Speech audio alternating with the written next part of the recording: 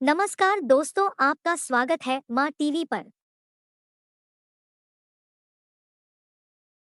देवरानी की सौतन। राधा एक सीधी सादी लड़की है। उसकी सास विमला तो उसे बहुत प्यार करती है, लेकिन उसकी जिठानी लता को राधा बिल्कुल पसंद नहीं। राधा अपने ससुराल में बहुत खुश थी, लेकिन उसकी ये खुशी ज्यादा दिनों तक नहीं टिकी, क्योंकि राधा का पति मिहिर उसकी सौतन ले आया। ये कौन है जी? आप किसको घर पर ले आए? ये इस घर की नई बहू और मेरी पत्नी सोनाली है। क्या आपने दूसरी शादी कर ली? ऐसा करते हुए आपको शर्म नहीं आई? आपने एक बार भी मेरे बारे में नहीं सोचा? ये क्या बोल रहा है बेटा? तेरी पहली पत्नी के होते हुए तू दूसरी शादी कैसे कर सकता है? कौन है ये चुड़ैल? निकाल इसे यहाँ से। माँ राधा, आप दोनों एक बात समझ लो। मैंने सोनाली से शादी अपनी मर्जी से की है, वो यहीं रहेगी। और राधा, तुम्हें यहाँ रहना है तो रहो, नहीं तो निकल जाओ यहाँ से। पर सोनाली अब यहीं रहेगी। राधा को मिहिर की बात सुनकर बहुत दुख हुआ। वो रोते हुए अपने कमरे में चली गई। तभी मिहिर सोनाली को उसी कमरे में लाता है और राधा से कहता है, राधा, तुम गेस्ट रूम में शिफ्ट हो जाओ। आज से सोनाली मेरे साथ इसी रूम में रहेगी। ये क्यों इस रूम में रहेगी? ये मेरा कमरा है, आप इसे लेकर गेस्ट रूम में चले जाओ। ओह डार्लिंग, इस गवार को तुमने सर पर चढ़ा रखा है। छोड़ो ना, हम दोनों गेस्ट रूम में ही चले जाते हैं। वैसे भी इस रूम का इंटीरियर डिजाइन मुझे खास पसंद नहीं आया। ओके डार्लिंग, जैसा तुम कहो। मिहिर उसे लेकर चला जाता है और राधा कमरे में बैठकर बहुत रोती है। तभी वहां पर विमला और लता आ जाती हैं। विमला राधा को समझाती है, लेकिन लता अपनी देवरानी के जख्मों पर नमक छिड़कते हुए कहती है, राधा, जरूर तुम में ही कोई कमी होगी जो तुम्हारा पति तुम्हारे हाथ से निकल गया और तुम्हारी सौतन ले आया। मेरे पति तो बिल्कुल वैसे नहीं है। वो किसी दूसरी औरत को आंख उठाकर देखते तक नहीं है। हाँ, मेरी ही कमी है कि मैंने उन्हें भगवान की तरह पूजा, उनकी हर छोटी से छोटी बात का ख्याल रखा। मुझे नहीं पता था कि वो मेरे साथ ऐसा करेंगे। लता बहू, ये कोई समय है ऐसी बातें करने का? जाओ, राधा के लिए कुछ खाने को ले आओ। अगली सुबह सब बैठकर नाश्ता कर रहे थे। तभी सोनाली और मिहिर भी वहां आ गए। सोनाली कहती है, डार्लिंग, क्या यहाँ रोज इतना ही ऑयली ब्रेकफास्ट बनता है? मुझे इतना ऑयली खाने की आदत नहीं। सुबह कुछ हेल्दी फूड खाना चाहिए। आज तुम ये खा लो डार्लिंग, कल से तुम जो कहोगी इस घर में वही बनेगा। ओके डार्लिंग, मैं आज तुम्हें अपने हाथों से खाना खिलाऊंगी। सोनाली मिहिर को अपने हाथों से खाना खिलाती है। ये देखकर राधा को बहुत दुख होता है। उसके बाद मिहिर अपने ऑफिस चला जाता है। तब लता सोनाली से कहती है, सोनाली, कैसा लगा तुम्हें अपना ससुराल?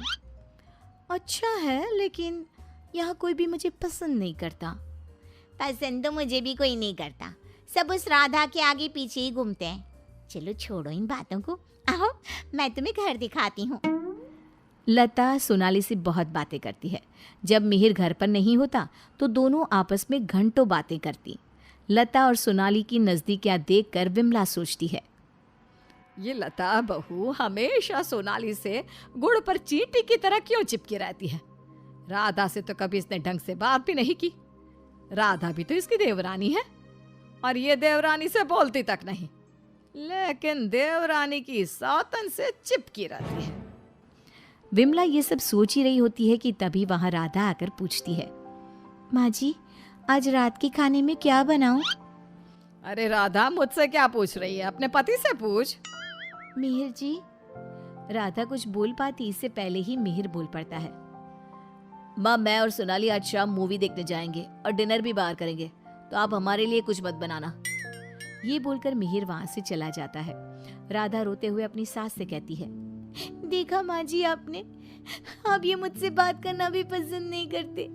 ये मेरे साथ ऐसा बर्ताव करते हैं जैसे मैं इस घर में रहती ही नहीं हूँ। अरे ना ना बेटा, रो मत तू। उस सोनाली का जादू इसके सर से उतरेगा ना तो ये फिर से तुम्हारे पास ही आएगा। शाम को मिहिर सोनाली को आवाज देता है, सोनाली, सोनाली जल्दी बाहर आओ। इतनी देर करोगी तो मूवी शुरू भी हो जाएगी। ओहो डार्लिंग, तुम तो तैयार भी नहीं होने देते। देखो कैसी लग रही हूँ मैं। हमेशा की तरह बहुत खूबसूरत। अब चलो जल्दी करो, बहुत देर हो रही है। मिहिर सोनाली के साथ चला जाता है। ये सब देखकर राधा बहुत रोती है।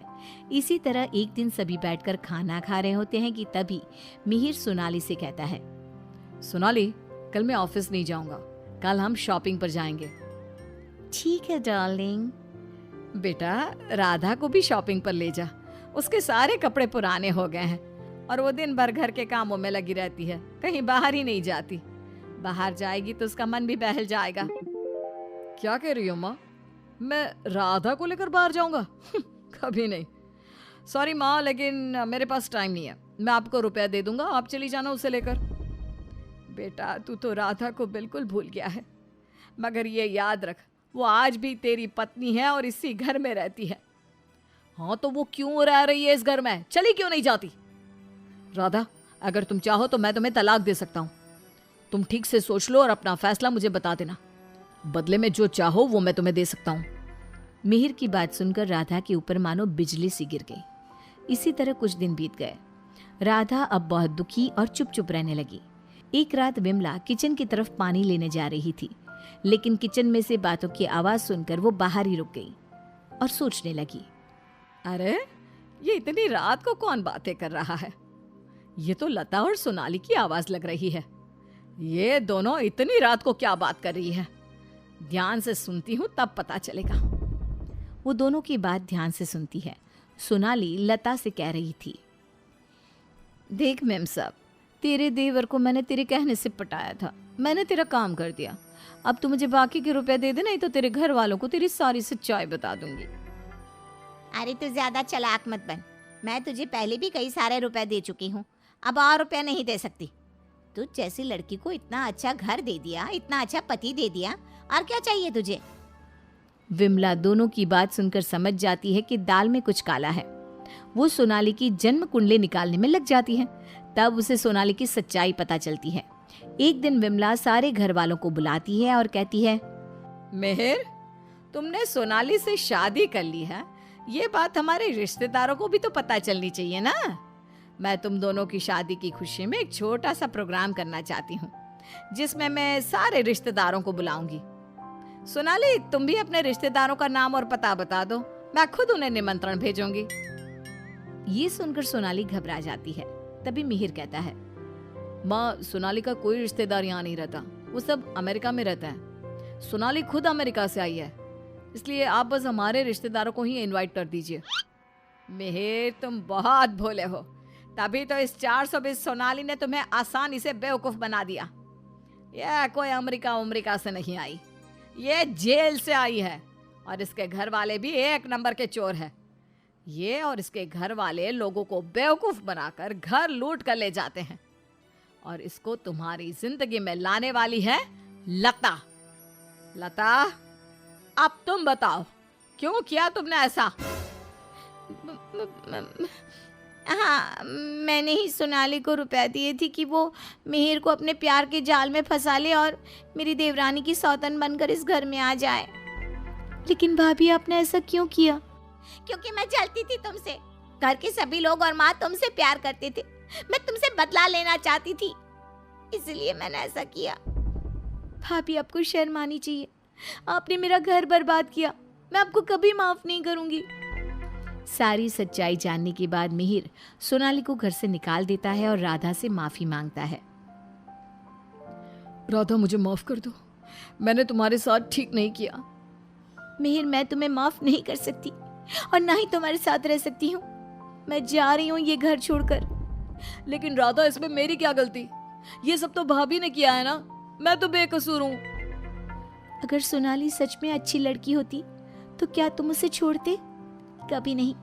और इस बात की क्या गारंटी है कि कल तुम्हें सोनाली से अच्छी लड़की मिलेगी तो तुम दोबारा ऐसी गलती नहीं करोगे? राधा अपना सामान लेकर घर से जाने लगती है।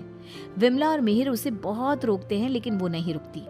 राधा जाते जाते अपनी जिठानी से कहती है, भाभी, आप क्यों उदास खड़ी हो?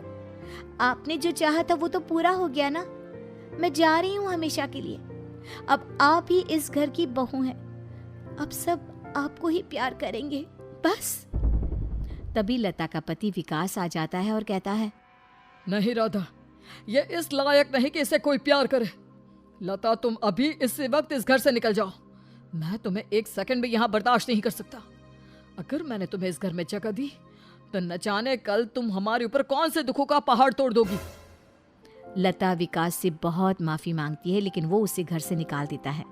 लता को इस बात का पछतावा था कि उसने अपना हंसता खेलता घर बर्बाद कर दिया। ना तो विकास अपनी पत्नी लता को माफ करता है और ना ही राधा अपने पति मिहिर को माफ करती है।